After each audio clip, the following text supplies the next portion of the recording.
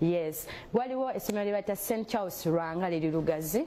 We nasomera O level. Then Nerwell SS gye namalira HSC nenzija kutendekero lya Kabaka wa Mengo nenkola degree BBA bana obukatuli kibukulu bubinyo mwana bwe bunyoka Flona tumira omwami wo mulujjudde nga nange kanywemu kunwe ku mazzi fewe tubeera wano banaye baserebu mwenna mutegeere mbakunga tunywa VIP water nsoko okwebaza Sierra Planet esawa zino ye mwami andabirira like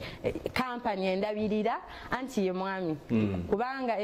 company ya kusayininga yaba muzaddewo njebaza okundabirira nebaza team ya Flona okuli Ivan, Sean, Eric, Remy bane mukoze omulimu gw'amaanyi mumbeereddewo abalala be bagambidde nti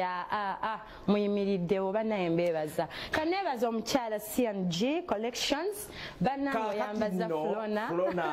Flona yes enviri ezo tubedimaka China ye Flona nze njagala nnyo ebintu ebiri simple Sseguya yes enviri zange zino mba njagala enviri ziraba ziri simple bwe bakuzaala bwe ziri njagala n'abamu nedda ntakamu kakala gwe nsoso okulaba yazaalibwa ne kala mu nviri enviri ziri simple no ziri simple yes ntekamu kakala kalo kyusa olugambo no right tugenda tukola ffenna Flona tugenda tukako Eagles production we avaawo ate New Eagles nejja ne the new the Golden Band nejja wabiwulidde bya papa Mr. Semakula nawulidde manyina zaawo namulabyeko mawulire kakati mpozi nebukedde amukuleetedde bulungi nnyo olwaleero sijiri 10 ogenda kumwesona naye waliwo ne birthday nno eya Lieutenant General Host kalinaluga ku lw'omukaaga bannange eggulaawo wadde Toyota oyogolaba oyo certificate of glow omukolo gugenda okubeera enkya yabadde annyonnyola ebigenda mu maaso abonnanga buli muntu ali awo buli muntu bamuyise oyo bamuyita Damazo omubaka yagwa mu kamyufuka NRM Kashali North naye nga naye akirimu nnyo oyo Damazo so big katudde ku Golden Band Golden weriawo jitulage mama papa yagenze oyo no mwanyinaze Semakula walugave munange mutumiddeko bro era abantu naddala emijiji emito gyatidde eri Catherine Kusasira ne mayinja mumpola mayinja yasooka ayagala genda wa Lutaya Geoffrey mu the New Eagles nibiba byakyama ndooza Lutaya namugamba bannange ye bonvaako naye abatanamuddamu bulungi mayinja nazimba enjo okulira ne Geoffrey Lutaya munyonyo okimanyi baliraninga mbadde simanyi baliraninga oyo Doreen Mutiibwa ne ba Michael Kinene bo bali Bungereza nga Grace Sakamatte bwe yagenda edda mama love ekyali neyo gye bali yamanyi ekimmemmette bano be mujiji omuto gwolabyeko wali katono Mr. Semakula gwalese nga bazo kuleta ba Marilyn Nantume ba Stesha Mayanja ba Kalo Nantongo n'abalala bangi n'agamba nze nkitadde kuba my health is not okay njogedde luzungu lungi kuzina kunema n'oluzungu kuneme naye ndowooza kasooke Grace Sakamatte tuwulireko kyayogera ne Dr. Hildaman tujja mutukako Hildaman ono naye yalimuko mu gold yes as it was beginning kati kasooke tuwulire omukulu ono yasizidde Massachusetts mu kibuga Boston n'essaza lya America Massachusetts lyessaza sagala munkwata ensobi nga gyembeera ate ebiseera bingi Boston kyekibuga ekyessaza kati wano oli wakomyewo oli musama tuli masaza ga Ssaabasajja Kabaka omu yekka wano age Uganda ate neri yagafuga kale tuwe Sekamate kyayogera jjukira no Golden Band member njagala mwebaza for the time amagezi amaanyi n'ebiseera byabadde bandi eyo naye njagala okugumya abawagizi ba music mwenna nti ekiseera ndowooza kituuse tuyige okwembracinga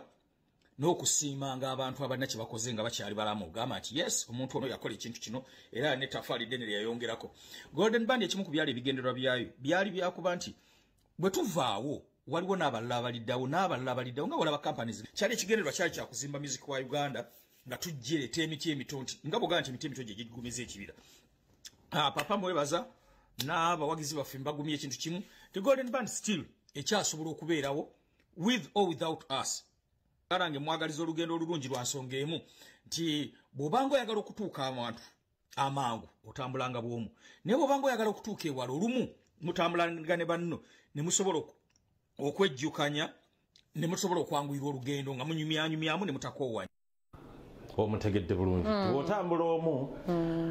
ogenda wala naye ate osobola okukoowa naye miisa kikyakoze akikoze era agamba nti wenviire enkoto nga n'ebyoyokya biyidde kanve enkoto nga n'ebyoyokya biyidde nti abaana bakulaakulanyiza abato be yazikwatako azimbye ekkanisa nebuwate Church of Uganda ate naye ettooke weeriri ne papa weeri mpozesi waliwo olugambo lwenawulidde awo negamba maama Sseguya sirikamu ebimu maama leka kakati Flona soko sibula bakula bomala basiibula tugenda kulekera Dr. Hildeman omubaka wa Mawokota North akuyitiremu naye nga bwalaba papa Mr. Semakula okuva mu Golden Band nga nsibula njaga kwebaza Bukedde TV banemwe bale kunchazaako mu chencha bannange nsaba buwagizi bwammwe Flona nsaba abadde tannaba kuwulira ku bwimba bwa Flona ogende ku social media handles Facebook ndikonga Flona, YouTube Flona Official Uganda, Instagram ndiko Flona Official Uganda still, ndine ku TikTok nga Flona _CRK. Bannange nga nva ku TV kanjagaize ku manager wange Ivan ka happy birthday leero birthday ye bannange mwebale kumbeererawo bannange nebaza cancel kisuze CRK Planet neyanziza byonna byokoze ya manager wange Ivan yeguyini myaka nga mama bobo yagadde ekitiibwa kyaffe kyekyo kusirikira myaka chuka mukafiga bakalabe bannange gye kali yebyo byakabiwe bannange nina naka project yakapya bagita speed control twakakoze ne Bafana mugende ku YouTube mujja kalaba video efuluma ku Monday an upcoming star yes bannange kutaba upcoming muuma nedda bannange byongo bimanyo biwulira nze nasigaza bijike wakati eri uma sibitegedde Uganda Musicians Association nasigaza bijiko buvunanyizibwa bungi ate nga bandi eyo nze nagirimu naye kikwetaagisa okuleka famire yo omwezi mulamba